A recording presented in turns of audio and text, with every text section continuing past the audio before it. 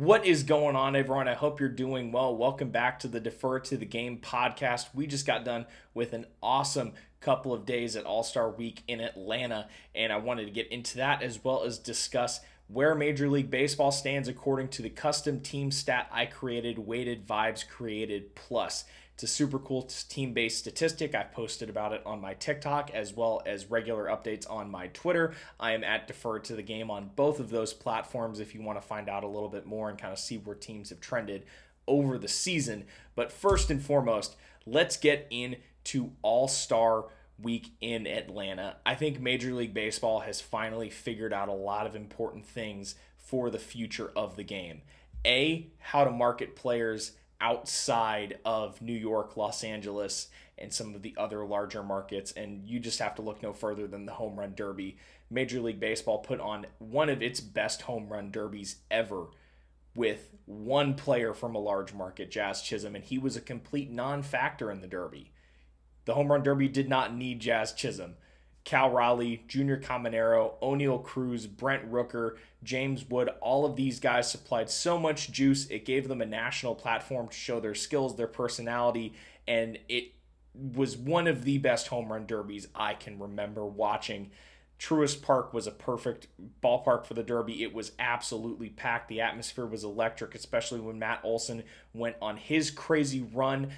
Being a Atlanta Brave himself, the hometown crowd was really showing out for him.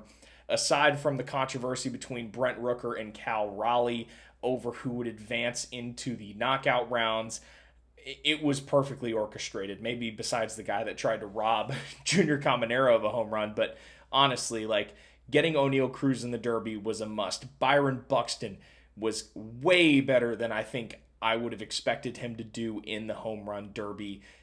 Cal Raleigh was as good as advertised, the champion. And Junior Caminero, my man, from that I first watched in the Dominican Winter League and thought, man, I hope he does well. He has been on a tear for the Tampa Bay Rays and put on the show of all shows in the home run derby at 22 years old. This is not the last we will see of Junior Caminero in prime time as well as on the major league stage, and especially in the home run derby. I think we'll see him for a long time to come. And then the All-Star game itself lived up to expectations. I think some people saw the swing off as a little gimmicky. I loved it.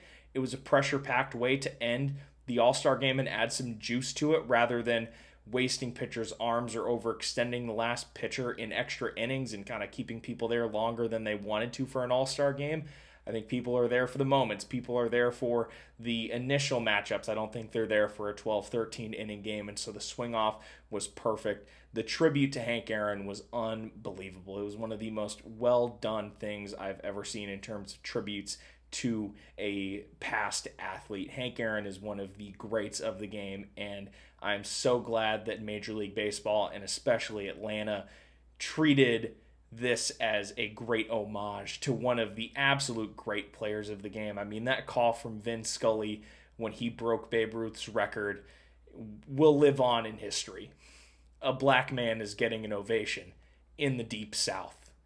I don't think we realize how important that was nowadays. Back in the time when Hank Aaron broke that record, that was an unbelievable thing because it was still a very racially charged time in America. And a black man breaking the greatest white ball player's record in the Deep South. And the whole crowd in Atlanta, Fulton County, standing up and giving Hank a cheering, standing ovation, storming the field, showing love for Hank Aaron. And I am so glad that in our crazy political times today that baseball can rally behind a figure like Hank Aaron as a source of inspiration and hope and admiration. That was so tastefully done. It was so well done. I cannot speak highly enough of it. And it just added to an outstanding All-Star week for Major League Baseball. This is the first step, in my opinion, for Major League Baseball to start securing the next 10 years of sports media dominance. Because we had non-baseball content creators, non-baseball media raving about it. Pat McAfee was over the moon about his All-Star experience. Pat McAfee carries more weight than just about any single person in the sports media landscape, and he's chopping it up with Shohei Ohtani. He's announcing the lineup for the home run derby. He's getting excited. He's getting into it. He's a football guy. He's on College Game Day. Pat McAfee's show is mostly football or basketball. So the fact that he was getting into it, he was getting excited, and he was bringing his audience back to it is amazing. I think it was a highlight for MLB's purchase of John Boy. Getting off of the baseball, we're just going to go into baseball media for a minute. The acquisition of John Boy was awesome for baseball because I do think that non-MLB content has been behind this recent surge in baseball popularity that we've seen. And so the fact that Major League Baseball is able to embrace it by the acquisition of John Boy and promoting other forms of baseball content, I think this was just the perfect start to what I hope is a really, really good future for Major League Baseball media dominance. And let's get into Weighted Vibes Created Plus. So Weighted Vibes Created Plus is a stat where 100 is league average. It's kind of like OPS plus or WRC plus or ERA plus. It kind of takes into account the league environment and kind of weights things equally. It takes your wins and your expected wins, gets the difference of those, combines it with your current playoff odds and your preseason playoff odds, as well as your offensive and defensive BABIP, how lucky or quote unquote lucky you are hitting the ball, as well as when you're pitching the ball, how lucky the opposing offense is. It also takes into account recent performance. The last 10 games is a great indicator of the vibes of a team. If they're coming off 8 games in their last 10 that they've won, you know that team has pretty good vibes. If they've won 2 or 1 or none, you know that team is kind of hurting a little bit. And it measures vibes, not wins. This is not a direct correlation on who the best baseball teams are, but which baseball teams have the best vibes. And let's get into the table of Weighted Vibes Created Plus across baseball. You can see that there's a pretty gentle slope down, minus the Atlanta Braves, who are sitting at -12. They're the only team in the negatives in Major League Baseball. The current top tier, you can see a lot of teams that are doing really well, and I will get into kind of the nitty-gritty of how teams land here, top 5, bottom 5, in the next slide here, but just wanted to give you a chance to kind of look at the general league landscape according to Weighted Vibes Created Plus. So let's get into the top 5. The current pole position leader, the Detroit Tigers. I'm sure this does not surprise anyone who's watched any Detroit Tigers baseball this year. They have some of the best vibes, some of the best energy going for them in baseball right now. The Tigers are absolutely killing it, and they are having an amazing season in terms of vibes.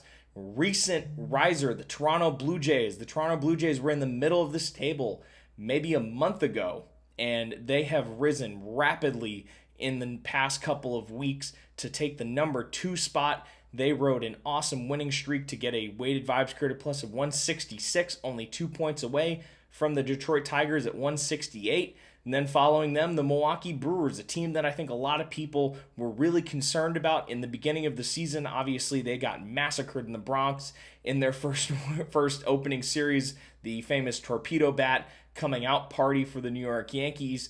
But the Milwaukee Brewers kept the faith, and it just goes to show that you should never count out that organization and the way they build teams, and they have shown no signs of stopping. They've turned Andrew Vaughn, who was a pariah in the south side of Chicago, into now seemingly a very productive Major League Baseball player. I think a lot of people were wondering when Freddie Peralta would be traded or who he would be traded to at the deadline. I don't think that's going to happen now. I think the Milwaukee Brewers are in a position to make a legit push with a Weighted Vibes Created Plus of 165.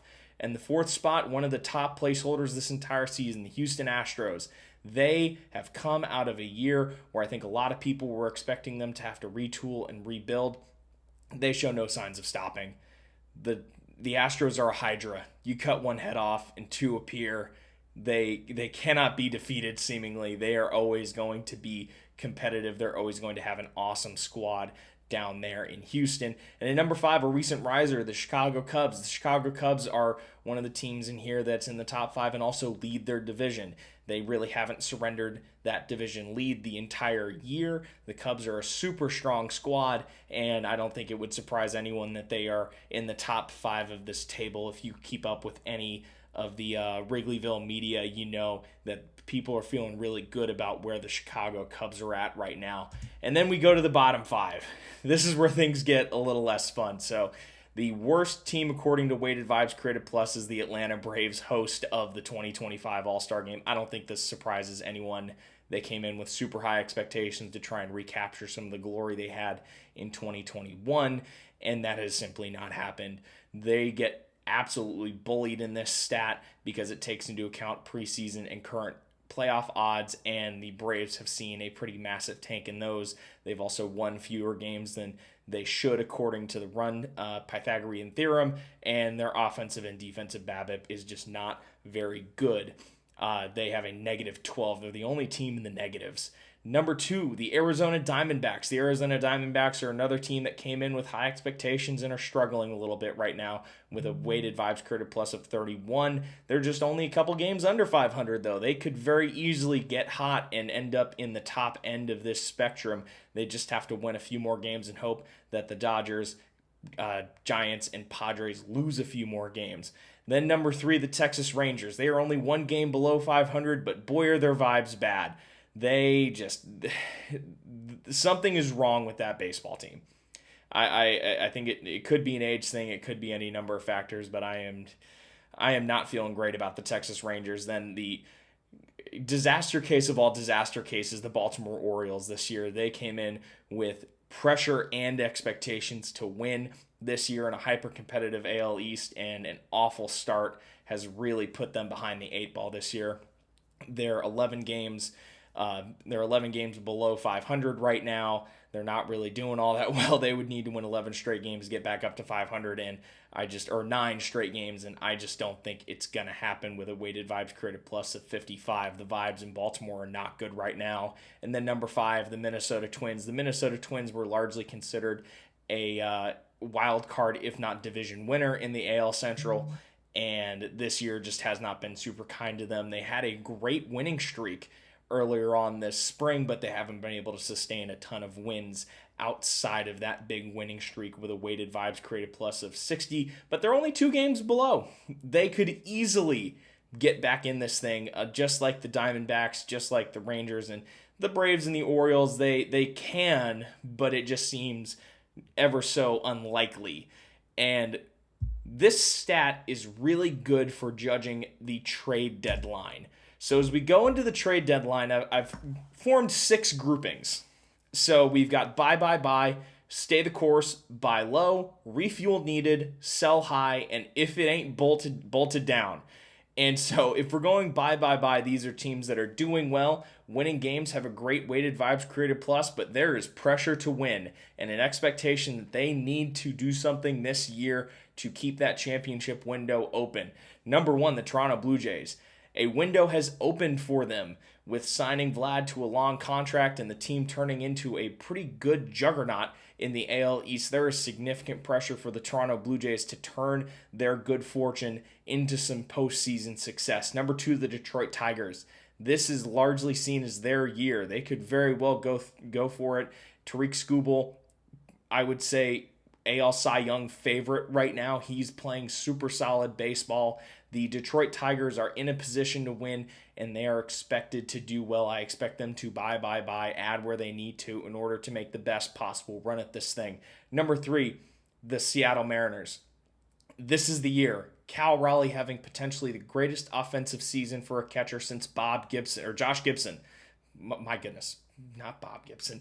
Since Josh Gibson. So Josh Gibson, great catcher in the Negro Leagues. We really have not seen a season that Cal Raleigh is having. Since then, the bats in Seattle are finally working to back up what is, in my opinion, the best pitching in all of Major League Baseball, led obviously by the incomparable Brian Wu.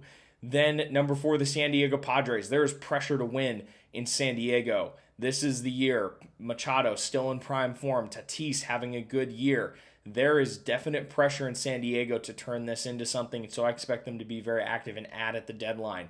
Number 5, San Francisco. A window of opportunity is opened in San Francisco. What everyone thought was going to be a rebuilding year has turned into a highly competitive year, especially with the addition of Rafael Devers, Jung-Hoo Lee having a full healthy season. There is a bunch of good stuff going on in San Francisco right now, and so I expect them to very much try and capitalize on this window and try and make some noise come October. Stay the course. This means we don't need to do a whole lot. The window is still there. The guys are still under contract. We don't need to do anything crazy to this team. But we just need to stay the course and get to October and hopefully win some games. Number one, Milwaukee Brewers, this is their strategy. You will never catch the Milwaukee Brewers acting desperate in any situation. They will not ever catch themselves in a situation where they feel like they need to do something they have not planned to do. Number two, the Houston Astros. They are they are inevitable.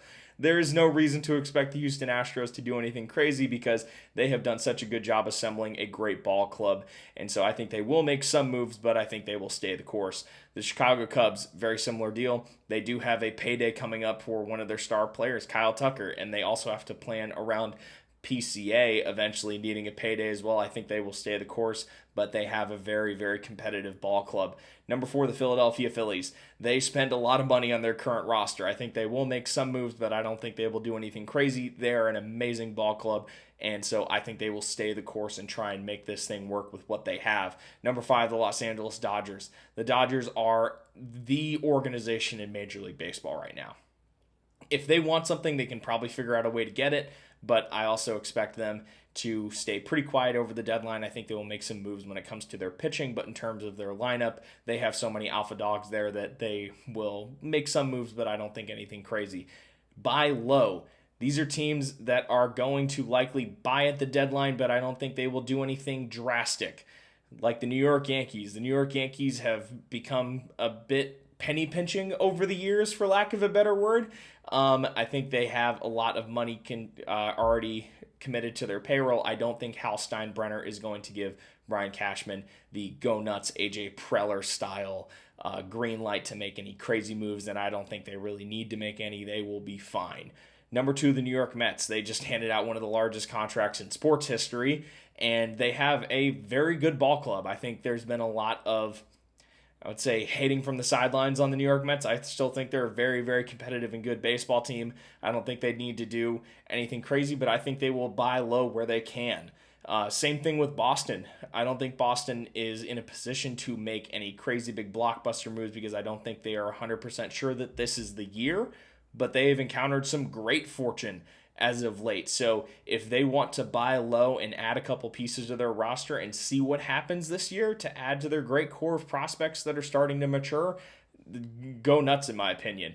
Cincinnati, they need to buy low a little bit. They need to add a couple things to their roster. The NL Central is highly, highly competitive with Chicago and the Brewers.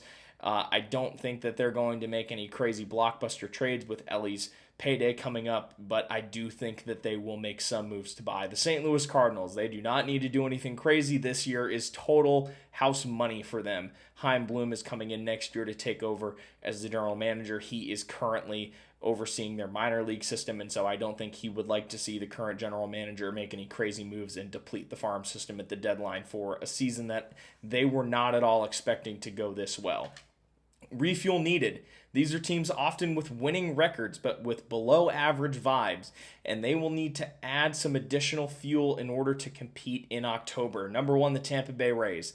Tampa Bay Rays, if they want to make a run at this thing, they will have to be active at the deadline to add to their major league roster. They have a ton of awesome pieces. Jonathan Aranda, Yandy Diaz, Junior Caminero, Chandler Simpson, Shane Baz, Drew Rasmussen. I love this team. I love the Rays. I think they're going to do great this year. And if you can expect the Rays to do anything, it's to win the deadline. Number two, the Kansas City Royals. This is a year where the Royals were expected to compete, and they have recovered from a pretty ghastly start to become a pretty good baseball team, and they will need some additional help. I think they definitely need some center field help more than anything. Number three, the Minnesota Twins. The Minnesota Twins are starting to recover a little bit from some pretty rough stretches, and they have very much a win-now payroll with Carlos Correa and Byron Buxton, so I expect them to add a little bit more to try and see if they can make this year into something. Number four, the Arizona Diamondbacks. This team needs more gas.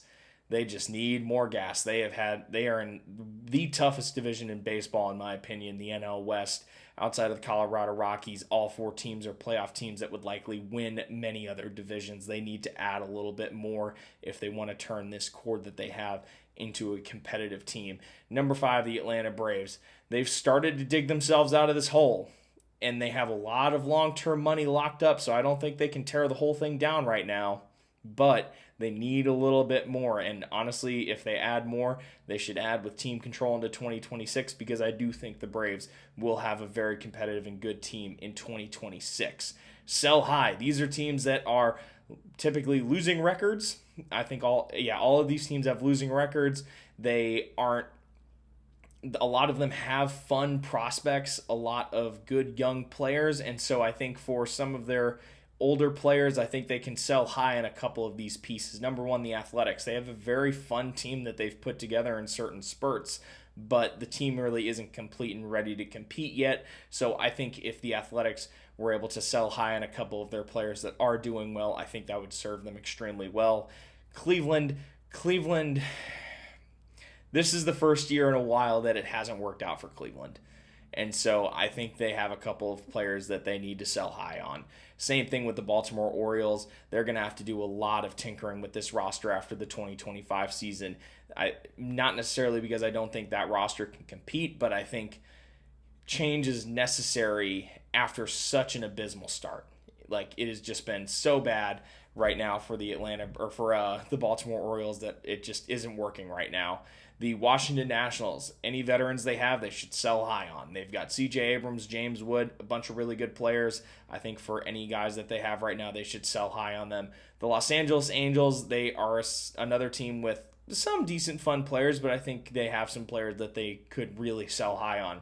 And last but not least, if it isn't bolted down, these are teams where if it ain't bolted down and you don't see this player being in your ring of honor, get rid of them. If you can get good prospects and good value out of it. I'm going to kind of speed through this because it's if it ain't bolted down. Colorado, obviously, one of the worst seasons in baseball history. The Chicago White Sox not far behind them. The Pittsburgh Pirates. And I think some people would be surprised that I put the Texas Rangers here. I do not like this baseball team. Not that I don't like the Texas Rangers. The way this roster is constructed, even their young guys are old. 2023 was an awesome World Series run. They had played some amazing baseball, right? And something about the Texas Rangers just gives me a very bad feeling about how that roster will do down the stretch. I think they're just so old that it's going to be really tough for them to compete beyond this year. And one mystery team, I left one team out because they are the team that breaks with this dichotomy pretty much altogether. They exist outside of our spectrum of what we can see teams do at the deadline, and that is the Miami Marlins. I was very bullish on this team at the beginning of the year, and I've been proven about 80% right. I've predicted that they would not have a winning record, but I predicted that they would be a good baseball team and very fun to watch, and they have been all of that. They are the only team in baseball with a losing record and a positive weighted Vibes created plus. They came in with essentially no expectations to win, and they have done quite a bit of winning. 44-51. Heading into the All-Star break, I don't think any Marlins fan or anyone watching Major League Baseball would have expected this to be the record at the All-Star break. And if they did, they would have expected it to be on the back of Sandy Alcantara, 2025 Cy Young winner. And that's not happening. They've done this really without Sandy Alcantara. They have had a bunch of young pieces like Agustin Ramirez and Edwin Cabrera. They've had Kyle Stowers, All-Star Kyle Stowers. They just have a bunch of really awesome, fun, young pieces. And I would think buy low or sell high. Because I don't think there's a whole lot to sell high on in this team beyond Sandy. And buy low, I don't think this team's in a position necessarily buy yet. And Peter Bendix, their general manager, is a Tampa Bay Rays guy, so you can expect him to probably make a flurry of moves, but I don't think we can map it on a buying or selling spectrum especially well because this team is so bizarre. They are coming into the All-Star break and coming into this back half of the season with incredible vibes, 13th in all of baseball. And they're doing it with a losing record. They are surprising some teams. You can see in this picture that I've got grabbed from their Twitter, beat the Milwaukee Brewers, one of the best teams in baseball and one of the best vibes teams in baseball. So the Miami Marlins cannot believe what they have done this year. It's been very fun to watch. And I think that they are the one team that kind of breaks Weighted Vibes Creative Plus in a good way, because it really makes us think about what the Marlins will end up doing.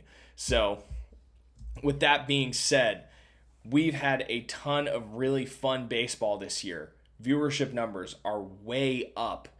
We've had increased participation from all sectors. We had a great Dominican Winter League with Junior Caminero having that awesome bat flip into an awesome baseball season so far. The season has gone so fast. Let me know what you would like to see from a Weighted Vibes Creative Plus perspective, additional content on that statistic, how I came up with the numbers, how I put together the formula and some of these graphs.